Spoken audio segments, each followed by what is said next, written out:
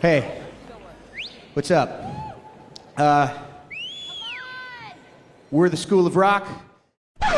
Alright, look, by the time this video comes out, I'll probably be a little late to the party, but I told myself that if Nando V Movies ever did another big collaboration among YouTube's many video essayists, that I'd do my best to be a part of it. And sure enough, it's happened. So, without further ado, my name is Nick Polomanakos, welcome to my YouTube channel, don't forget to like, comment, and subscribe, and welcome to One Musical Scene, School of Rock Edition.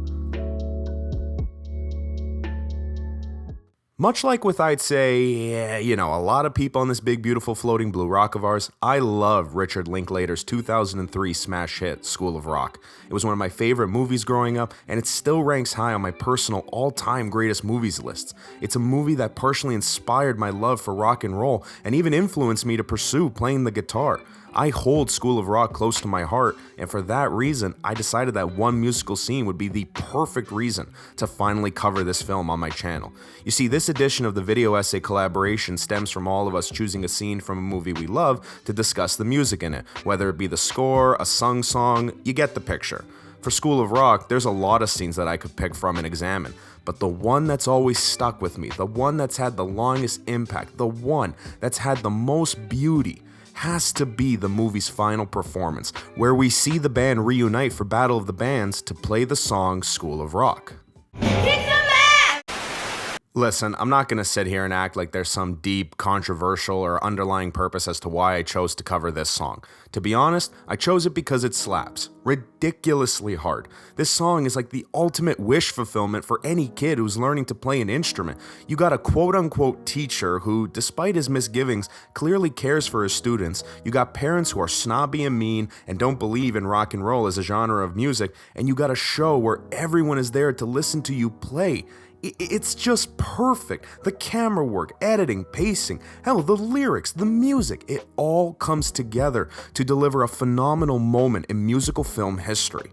But of course, I have to say more than that to justify a whole video essay on this performance, so here's where I'll go deeper than all that surface level stuff I just said. The main reason why I love this performance so much is because of how it caps off the personal journeys for many of our main characters. Each character arc finds its completion with this performance.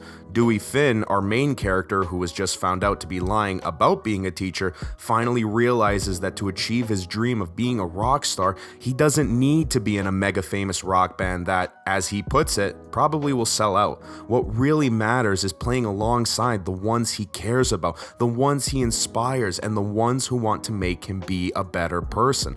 Dewey in the final performance showcases how much he's grown, from selfish rocker who lies his way through life and sees himself as the second coming of this genre, to a man who inspires others to be the best versions of themselves and gives up the spotlight to his younger students. While he's still able to shred the guitar in front of adoring fans like he's always dreamed of, he realizes that what truly matters is the music you're playing instead of the prizes that come along with being, well, a rock star.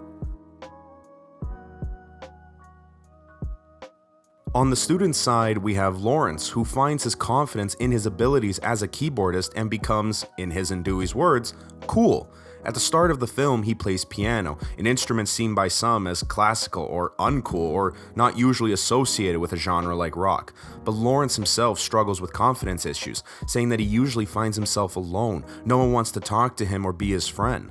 But as the film goes on, Dewey helps him find that confidence while playing the keyboard. So much so that after Dewey is discovered to be faking it as a teacher, Lawrence stands up for himself against Freddie and helps convince the class that they should still play Battle of the Bands, where he not only plays the best he's ever played, but he uses his newfound confidence to play a solo during the performance.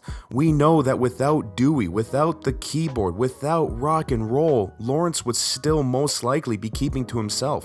But his performance here shows that he's learned to be more comfortable with himself, keeping eye contact with the crowd, leading them in cheering, and sticking it to the man. You're a fat loser and you have body odor. All right.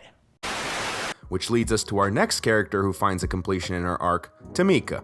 A girl who's also struggled with confidence issues, Tamika finds herself hiding away from the world because she's insecure about her weight. She feels as though she's unworthy of the spotlight and therefore initially decides against singing for the School of Rock. Once again, in comes Dewey Finn to help her grow her confidence and, for a lack of a better term, love herself.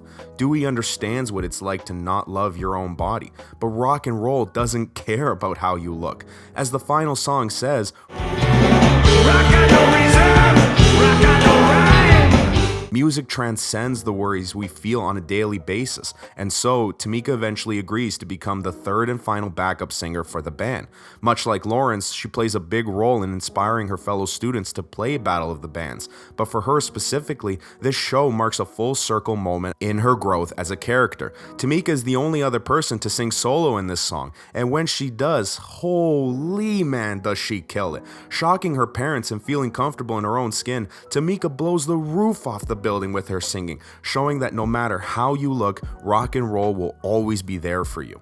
Also, side note, but can I just mention how amazing this film is for its body positivity messaging? Just all around awesome stuff. Once I get up on stage, start doing my thing, people worship me because I'm sexy and chubby, man. Okay, to get slightly more personal for this final part of the essay, you guys remember when I said that this movie partially inspired my love for the rock genre and me wanting to play the guitar? Well, in addition to Dewey Finn having an impact on my young brain, the other character who showed me how awesome it would be to play the guitar was Zach Mooneyham. Zach's character arc is a simple yet universal arc that almost every person playing music can relate to in some way. His parents have a strict, regimented view on what music should be, constraining Zach to play classical guitar. Not that there's anything wrong with classical guitar, but upon Dewey's arrival, he opens Zach's mind to how creative one can be with music. Rock and roll isn't just about shredding a guitar or playing the loudest and hardest music out there. It's about allowing yourself to embrace your passion and play what you want. In one scene, we see an argument between Zach and his father over the music he's playing, to which Dewey explains the concept of sticking it to the man and how rock is used to rebel against those who wish to constrain the music we listen to. Zach heeds Dewey's words and ends up writing a song about that very topic, the freedom of rock and roll and how the concept of the nuclear life can keep our passions buried within us. The final song acts as if a weight has been lifted off all of these characters' shoulders, but most notably for Zach. This song and performance, where he absolutely shreds the final solo, acts as a direct response to the way Zach feels about his parents' view on music. We shouldn't be limited to a singular aspect of music. In doing so, we restrict our creativity, our dreams, and our love for playing music.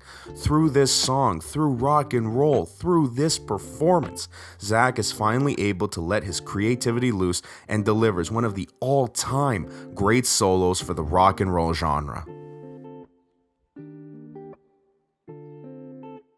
So, as you can tell, I love School of Rock, I love rock and roll, and I love everything about the music in this film. School of Rock's final performance will go down as one of film's greatest musical moments, whether it be remembered for its lyrics, lighting, themes, or all of the above.